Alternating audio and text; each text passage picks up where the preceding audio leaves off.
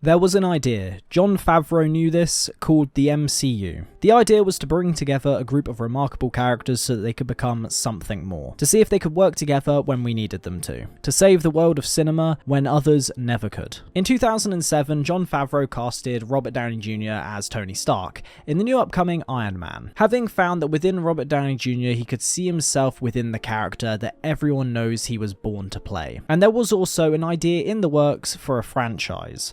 Marvel was trying to build up its first multi-character titan, the MCU. Yes, there were other franchises out there with multiple movies, but nothing was going to come close to what we saw within the years of 2008 to 2019. And all of this was on the shoulders of one movie, and that was Iron Man. You could argue though that this entire monopoly over the cinema was truly on the shoulders of two men, Jon Favreau and Robert Downey Jr. But just before we continue, if you do enjoy videos like this, I do talk about movies and shows and so on fairly regularly, so if you want to see more content like that, make sure to leave a like, do subscribe.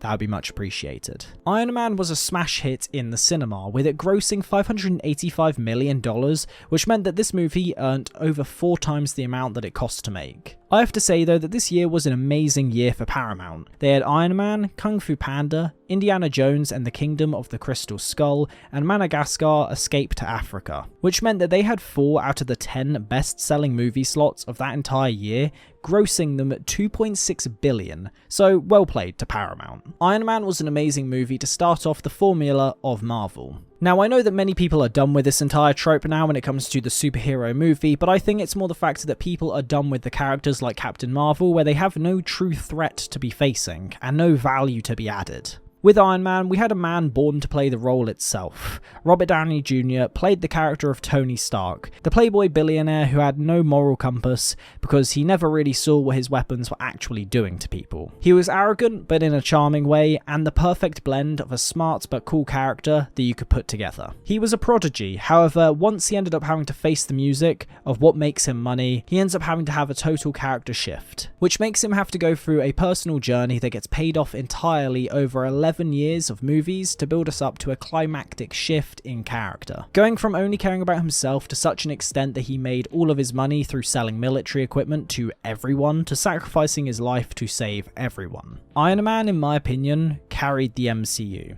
He was the man who started it and in a way ended what we ended up loving with the MCU. But with his character being so popular and the first film being so loved, he was what everyone ended up being compared to, and that was for good reason. Because his story is the pinnacle of what these stories should be. Someone who's got personal demons to fight and a reason to change and lay down his life. However, the reason he carried almost every single movie that he was in is just because of the essence of his character. He's relatable and he wasn't perfect. He isn't a god and he doesn't have superpowers of his own. And he also doesn't have the straight-edged moral compass like you end up seeing within the likes of Captain America or the childhood naivety of someone like Spider-Man. He has character flaws that existed and brought him down in moments of weakness and made him perfect in others. However, the sad thing about characters like Tony and Steve is that these characters were one-offs within this franchise. For the subtle changes to bring them from the opposite sides at the beginning to eventually being the polar opposites again,